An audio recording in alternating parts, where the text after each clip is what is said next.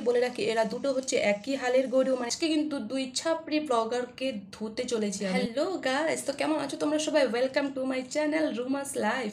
তো আগে বলে রাখি আজকে কিন্তু দুই ছাপড়ি ব্লগারকে ধুতে চলেছি আমি, যারা হচ্ছে মৃত্যু বাড়ি, বিয়ে বাড়ি, শ্রাদ্ধ বাড়ি কোনো জায়গাতে বাদ দেয় না ব্লগ বানাতে। সো গাইস প্লিজ তোমরা যদি আমার চ্যানেলে নতুন হয়ে থাকো তাহলে দেরি না করে চ্যানেলটি এখনই সাবস্ক্রাইব করে দাও গাইস, কারণ এই চ্যানেলে তোমরা ভর ভরকে কন্টেন্ট পাবার। যাই হোক, শ্রাদ্ধ বাড়ির ব্লগ এখন অতীত গাইস, এখন ট্রেন্ডিং এ চলছে হচ্ছে শ্মশান ঘাটে ব্লগ। এখন যে শ্রাদ্ধ বাড়ির ব্লগকে ছাপিয়ে যখন চলছে শ্মশান ঘাটে ব্লগ, তখন কিন্তু সেই শ্রাদ্ধ বাড়ির ব্লগার কিন্তু রেগে আগুন। এবার মূল বিষয়টা হচ্ছে তাদের মধ্যে কিন্তু লেগে গেছে ঝগড়া। একটু তার আগে ঝগড়াটা শুনে নি গাইস, সো লেটস স্টার্ট। শ্মশান ভাইয়া বিয়ে ভিডিও করতে আমার টানছিস কেন? তুই টিভি করে না তাই না? गजब बेइज्जती है। দাঁড়াও এই জায়গা পর আসতেছি। আগে জানতে পারলাম যে কিটা নাকি আমার বাবা মা তুলে অনেক বেশি কথা কইছে। তুমি অনেকে আমার পাঠাছিলে যে কিটা নাকি আমার মা হারে তুলে অনেক কথা কইছিস। কোন ম্যাগির এত সাহস? নিজে যদি মা আবার ঠিক না থাকে বাদ দিয়ে দিলাম। তোর মতো নির্লজ্জকে জন্য উনাকে এই ভিডিওতে তুলে একদম লাভ নাই। দূর হ চোখের সামনেতে। শুনলাম অনেকে কইছে যে আমি নাকি আমার মারে তুলেছি। ওরে শালার ম্যাগি রে, রাতবাড়ির বুড়ি কাকিমা আমাকে রোস্ট করেছে। তো চলো ওকে আজকে আমি ভালো করে একটু ধুয়ে দিই। তোর তো মুখ এমনিই কালা, আটা ময়দা মেখে ফিল্টার দিয়ে নিজেকে একদম ফর্সা ভাবছিস না? তো চলো তার আগে কি বলছিস শোনা যাক। যে ও দিদারি নিয়ে কইছে এটা মারা গেছে, মা কিছু করছে না? সুটিয়ে লাল করে দেবো। আমার মা আমাকে কিছু বলুক আর না বলুক, আগে তোর কথাটা ভেবে দেখ। তোর মা তোকে কিছু বলেনি যখন শ্রাদ্ধ বাড়ি গিয়ে ব্লগ করেছিলি? তখন তোর মা কিছু বলেনি? अरे कहना क्या चाहते हो? কেন বলতে বলেনি? কারণ বলবে না তো, তোর মাকে তুই সুন্দর করে দোতলা ঘর করে দিচ্ছিস না, পার্সোনাল রুম করে দিচ্ছিস, তো তোর মা তোকে কেন বলবে? তোর মা হয়তো শিয়ানা আছে। তো এই ছিল গাইস এদের ঝগড়া। অ্যাকচুয়ালি আগেকার যুগে নাতি নাতনিরা গাইস দাদু দিদা মারা গেলে 1 মাস কমসে কম শোক পালন করতো। তারপরও দাদু দিদার কথা মনে পড়লে সব সময় হাঁপ ছেড়ে কান্না করতো। কিন্তু গাইস এখন হচ্ছে মডার্ন যুগ, মডার্ন নাতি নাতনি। দাদু দিদা মারা গেলে শ্মশান ঘাটে সাজুগুজু করে মেকআপ করে মিনি স্কার্ট পরে শর্ট শর্ট ড্রেস পরে চলে যেতে হবে শ্মশান ঘাটে। আবার শুধু সেখানেই থেমে নেয় গাইস, সেখানে গিয়ে আবার ব্লগ বানাতে হবে গাইস। আজকে আমার দাদু মারা গেছে, যেটা আমি সাজুগুজু করে মেকআপ করে এসেছি দাদুর শেষ কাজটা দেখতে।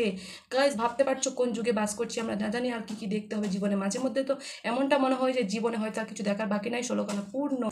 তো যাই হোক, তুমিও কি ভাইরাল হতে চাও? তুমিও কি চাও তোমার মিলিয়ন মিলিয়ন সাবস্ক্রাইবার থাকুক, তুমি মাসে লাখ লাখ টাকা ইনকাম করতে হয়, কি কন্টেন্ট বানাবা সেটা নিয়ে ভাবছো? তো আর টেনশন না গাইস, এবার ট্রেন্ডিংয়ে চলছে। তুমি যদি ভাইরাল হতে চাও তাহলে দেখবা তোমার আশেপাশে যদি কেউ মারা যায়, সোজা সেখানে চলে যাবা সাজুগুজু করে, একটু শর্ট শর্ট হাঁটু কাটা ড্রেস পরে গিয়ে সেখানে গিয়ে কিন্তু সোজা ফোন ক্যামেরার সামনে রেখে শুরু করে দিবা ব্লগ বানাতে গাইস।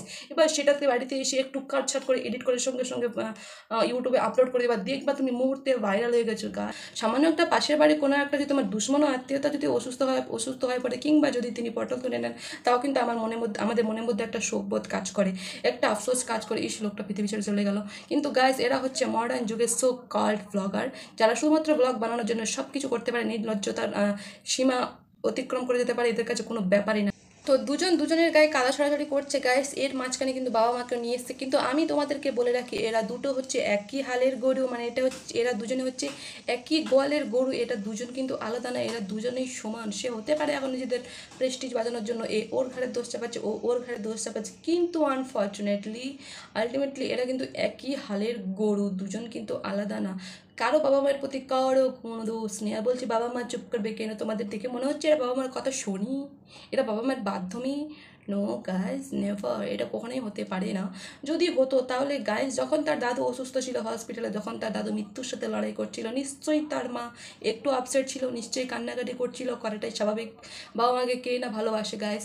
তো দাদুর কথা আমি বাদ দিলাম, তার কি ওর মায়ের মুখটা দেখেও একটু আপসেট হয়নি? এত সাজগুজ ফ্যাশন দেখে তো মনে হচ্ছে না যে একটু আফসোস হয়েছিল এরা। তো যাই হোক গাইস, এদের বিষয়ে আর কোনো ভালো ভালো কথা আমার মুখ থেকে বের হচ্ছে না। তো ভিডিওটা আজকে এখান থেকে শেষ করলাম গাইস। তো তোমাদের কি মতামত এই ভিডিওটা নিয়ে সেটা অবশ্যই জানাবা কমেন্ট বক্সে। আর কিন্তু হ্যাঁ, চ্যানেলটা সাবস্ক্রাইব করতে কিন্তু ভুলবা না। তো সবাই খুব ভালো থেকো, এরকম আরও নতুন নতুন কন্টেন্ট পেতে গেলে অবশ্যই তোমাদের ভালোবাসা, তোমাদের সাপোর্ট রেখো সাথে। সবাই খুব ভালো থেকো, টাটা।